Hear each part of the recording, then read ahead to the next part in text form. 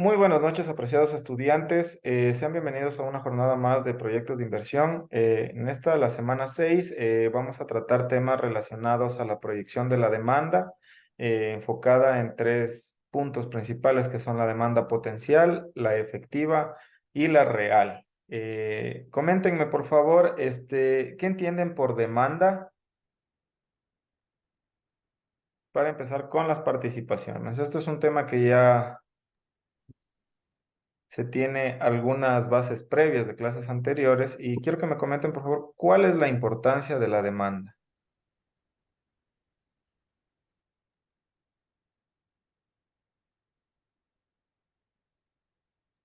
Sin la demanda no existiría un Eh, comercio, no existiría una oferta, ¿Quién un está producto, hablando? un Disculpe. servicio. María José Paladino. Estoy conectando la compu, dije, por eso no puedo prender la Ah, ya, cámara. Justo estoy prendiendo la compu. ya, no se preocupe. Muy bien, ya. ¿Alguien más me puede ayudar, por favor? Son por participaciones relacionadas a la semana 6.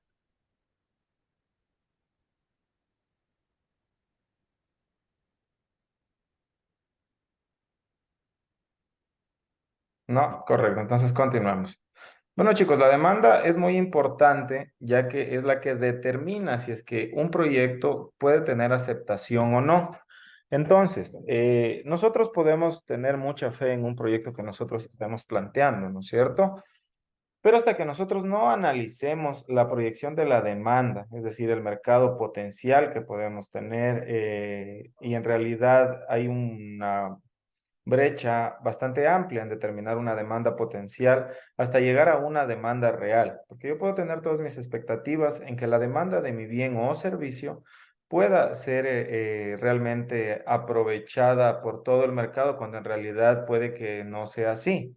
Pues yo puedo pensar que tiene un potencial muy alto, pero al momento de lanzar nuestro producto o servicio, nos demos con un obstáculo bastante grande y es que nuestro producto o servicio no esté acorde a lo que en realidad se estaba esperando, ¿no es cierto? Para esto nos sirve la proyección de la demanda potencial, efectiva y real para determinar los factores que influyen, para que se pueda dar un análisis que nos deje con la mayor certeza posible en relación a eso. ¿Estamos de acuerdo hasta ahí? Entonces, ¿qué es la demanda potencial? La demanda potencial representa el máximo nivel de ventas que una empresa podría alcanzar, considerando todos los factores externos que podrían influenciar de la demanda. Vamos a hacer un ejemplo. Supongamos que vamos a poner una empresa que se va a encargar de realizar eh, dulces, pasteles, en la ciudad de Guayaquil. ¿Será conveniente que yo tenga presente los clientes de la ciudad de Loja, los de la ciudad de Machala? ¿Ok? Tengo que tener presente la ciudad de Guayaquil, ¿no es cierto? Para comenzar a analizar mi alcance de mercado. Entonces yo analizo el tamaño y características del mercado objetivo. Como yo sé que estoy en una ciudad como lo es Guayaquil, y mis productos no van a poder llegar a otras ciudades, si es que yo tengo ese limitante, obviamente, por lo que es un producto alimenticio, no va a poder tener un, un alcance dentro del transporte bastante amplio, dependiendo, ¿no? Obviamente, el producto, pero supongamos que son una empresa que realiza pasteles eh, normales, no tienen nada extraordinario, pero tienen tal vez ciertas características que los hagan diferentes y aún así tengan que venderse en este mercado netamente. Entonces, ¿qué tengo que analizar yo? ¿Estos pasteles podrá consumirlos todo el mundo? Es decir, cuando yo analizo el mercado de la ciudad de Guayaquil, tengo que tener presente que hay personas que son las que van a estar enfocadas en el consumo, ¿no es cierto? Entonces voy a tener clientes y voy a tener consumidores, ¿verdad? ¿Alguien puede decirme cuál es la diferencia entre un cliente y un consumidor?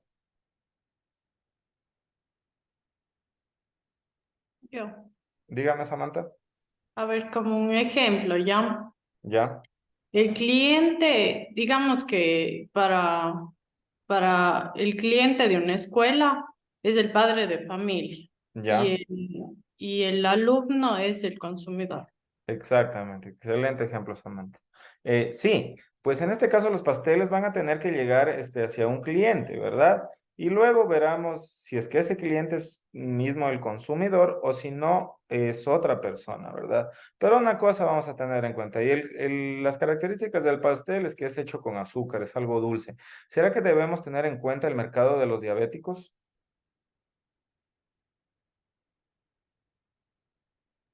Pero tendremos que tenerlo en cuenta para dos factores, ¿no es cierto? Supongamos que Guayaquil es una ciudad que tiene el 50% de la población objetiva que nosotros estamos encaminando, porque nuestros pasteles no son gratuitos, entonces personas que no tengan ingresos no van a poder ser tomadas en cuenta dentro de nuestros cálculos, ¿verdad?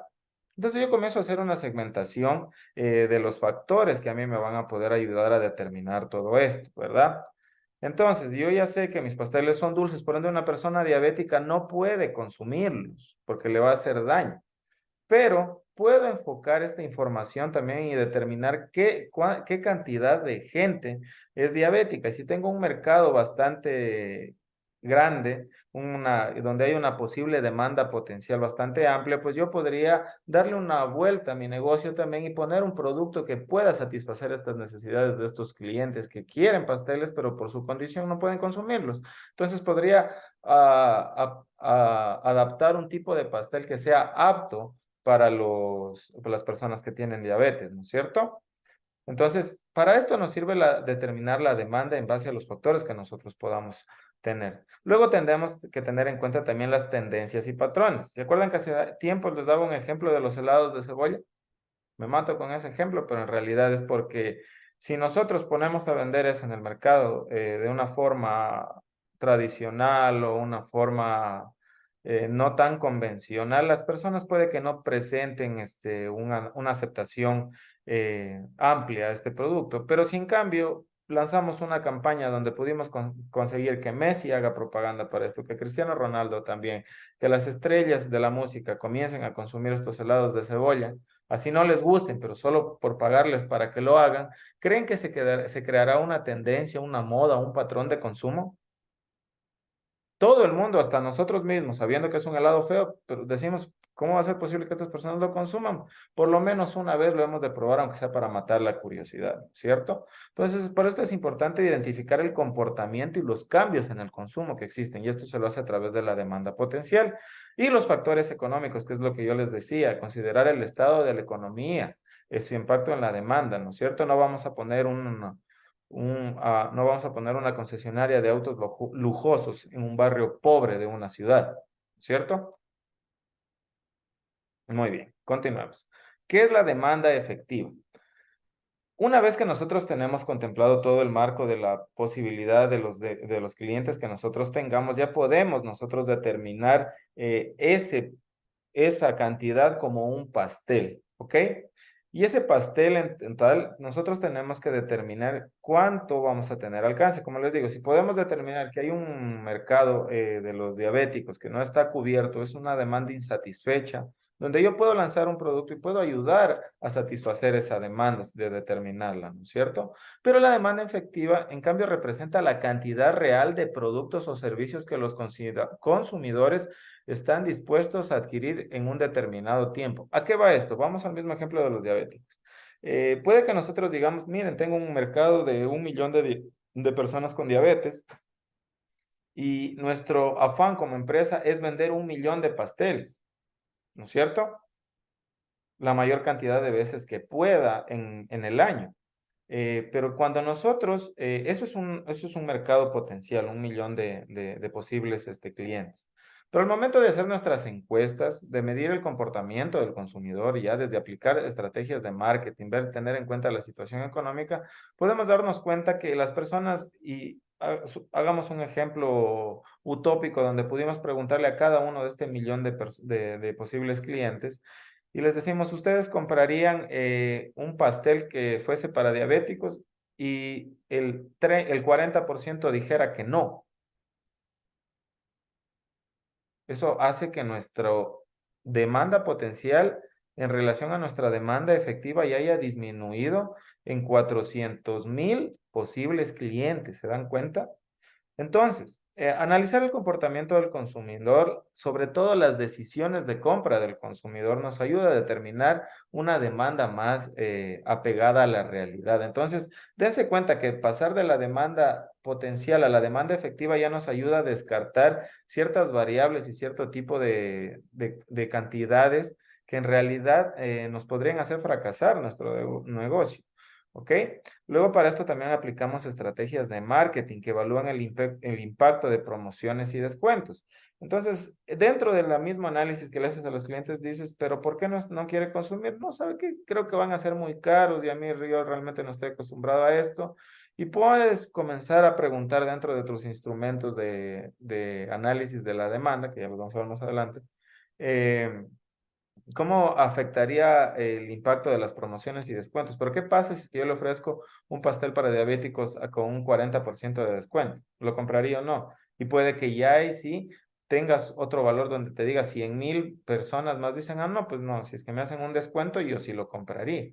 Entonces ya tu demanda efectiva de lo que estaba en 600,000 ya bajó, ya subió a 700,000, ¿no es cierto? Y otra cosa que es muy importante, siempre se tiene en cuenta la situación económica del poder adquisitivo de los consumidores. Por eso siempre dentro de los análisis de los mercados, en este caso ya enfocados en la demanda, hay que tener en cuenta porque muchas personas te pueden decir sí lo compraría, ¿ok?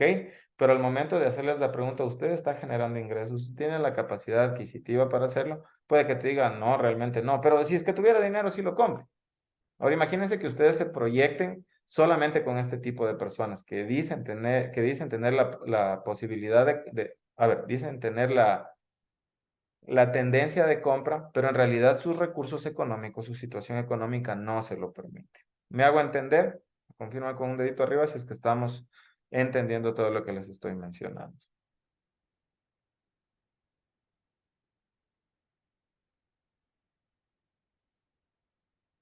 ¿Correcto? Muchas gracias. Y ahora sí, ¿qué es la demanda real? Esta sí es la diferencia y es la demanda más ajustada a la realidad posible. Entonces, la demanda real es la cantidad de productos o servicios que los consumidores realmente compran en un periodo de tiempo específico. Eh, ¿Qué características tiene esto? Imaginemos que dentro del mercado mismo que nosotros estábamos analizando, decimos que hay una demanda efectiva de 700,000 personas. Yo tengo que evaluar mi competencia, evaluar el impacto de otras empresas dentro de la demanda. Supongamos que hay un par de empresas más que ya están peleando por esta demanda. Si es que yo no hubiera tomado en cuenta la competencia y hubiera dicho, no, pues este mercado es solo para mí, yo hubiera tenido un factor de fracaso, ¿no es cierto?, dentro de mi análisis. Y es por eso que es importante medir la competencia para determinar cuántas de estas empresas ya están enfocadas en este producto, ¿ok? En este mercado objetivo, ¿ok? ¿Y cuánta demanda ya está realmente siendo satisfecha? Supongamos que de este mercado, que son 700,000 personas, la demanda ya ha sido satisfecha por estas dos empresas en 500,000 unidades, ¿ok? O en el 80% aproximadamente. Eso significa que queda un potencial de 200,000 personas a las que yo podría llegar con mi producto. ¿Se dan cuenta cómo pasamos de 1,000,000 a 200,000? Hasta este punto solo analizando la competencia. Ahora, otras cosas que hay que analizar es el ciclo de vida del producto, por ejemplo. Hay que considerar las fases del producto y el comportamiento del consumidor. ¿Ok? Hay muchos productos que tienen sus ciclos de vida más de mayor rotación, de mayor número de ventas en ciertas temporadas del año, como por ejemplo las flores que se venden en Semana Santa o en el día en San Valentín. Por ejemplo, no sé si han visto la cantidad de gente que acude a un juguetón dígame, Samantha, Inge, una consulta. dígame. ¿Y uno cómo puede determinar el valor, o sea, el número total de consumidores que tiene la demanda que vamos a analizar ya? A No sé. través de las herramientas que ya les voy a ir explicando más adelante, ¿ok? En general hay tres tipos bueno, tres tipos de herramientas que yo considero importantes, ¿ok? Luego de esta diapositiva va justamente a eso, Samantha. ¿Ya? Entonces, como les iba diciendo, se me fue la idea. El ciclo de vida del producto, las fases del producto, el comportamiento del consumidor, estaba en que hay productos que tienen auge dentro de ciertas temporadas, ¿no es cierto? Por ejemplo, los globitos de carnaval, los que los llenan de agua, ya saben que en carnaval pues son bastante explotados, literalmente. Entonces, esto nos ayuda a determinar si es que nuestro producto tal vez tenga ciertos auges en determinado periodo de tiempo y puede que tengamos unos 2 o 3 meses de demanda baja, pero puede que sean compensadas en el siguiente mes, donde en realidad se ve que por la temporalidad, por la ocasión y la tendencia y el comportamiento del consumidor, vayamos a tener una demanda muy alta, lo cual nos ayude a compensar los meses anteriores y haga que nuestro negocio, nuestro proyecto se mantenga en números positivos y siga siendo rentable, ¿ok? ¿Estamos claros hasta ahí? Muy bien, apreciados estudiantes. Continuemos. Entonces también tenemos factores demográficos, tener en cuenta la población y sus características. No vamos a vender carne de res en la India, ni tampoco vamos a vender ropa playera en Alaska. ¿Me hago entender? Tenemos que presentar productos, bienes o servicios acordes a los factores demográficos de la población y sus características.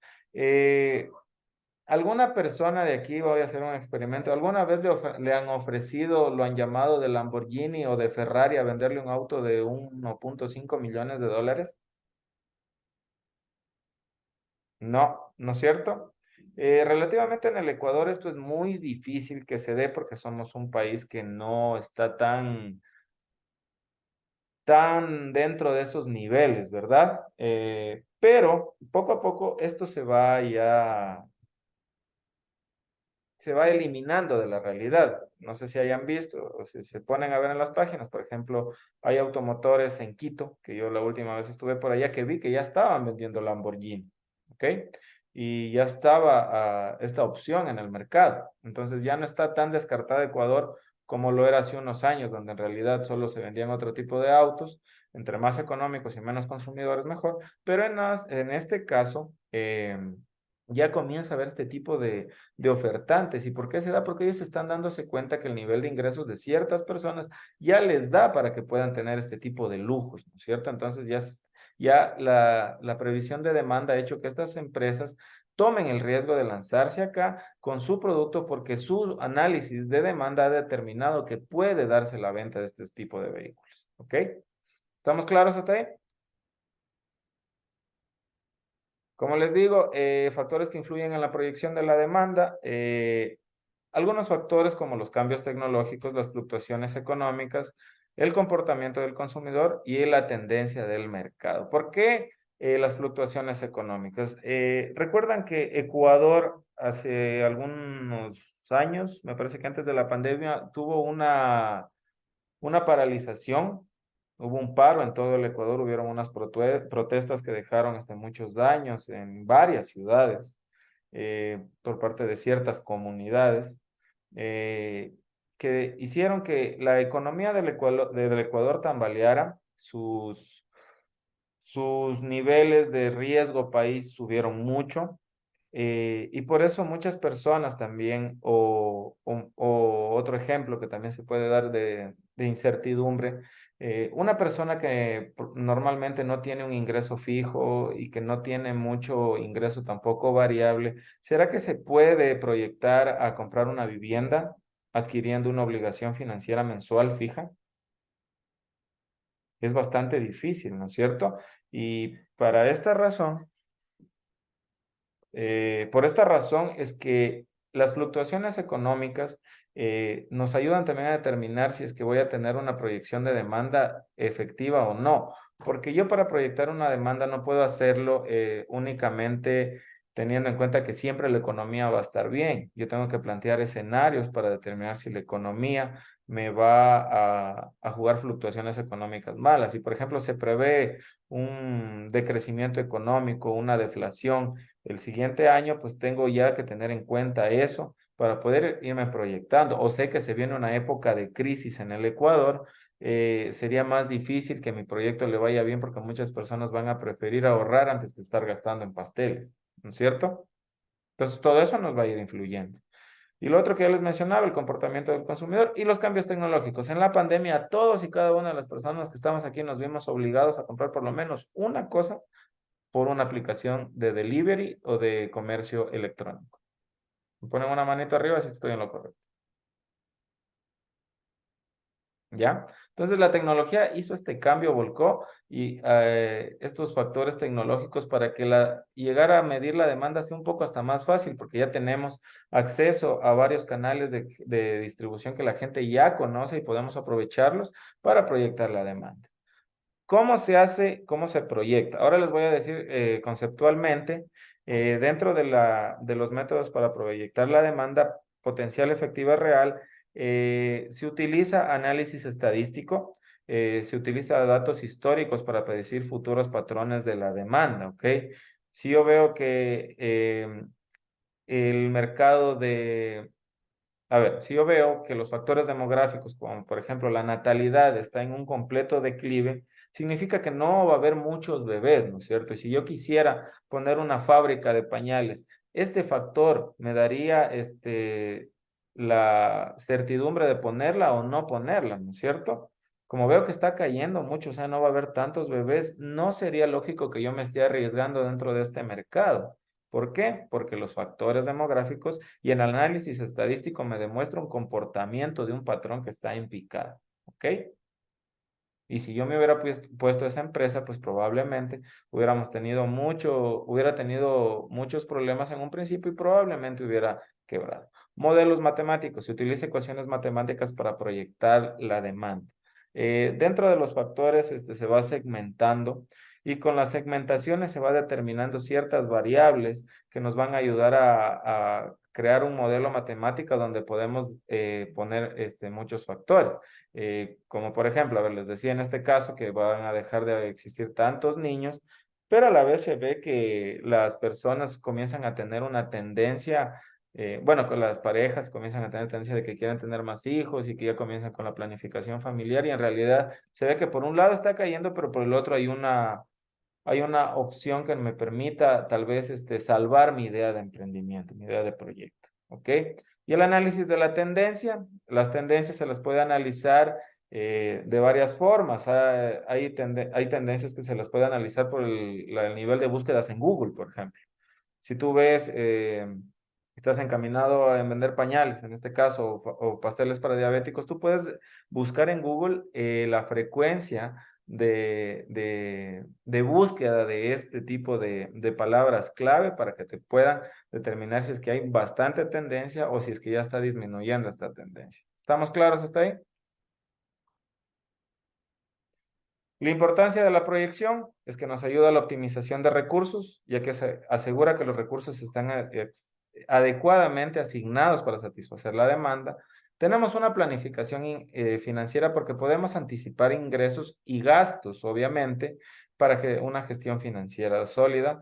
Y esto nos ayuda a tener una toma de decisiones estratégicas. ¿A qué se refiere con estratégicas? A adelantarnos a lo que vaya a suceder para obtener el mejor beneficio de esa situación, ¿ok? En base a datos y tendencias. Hasta ahí, apreciados estudiantes. ¿Alguna pregunta?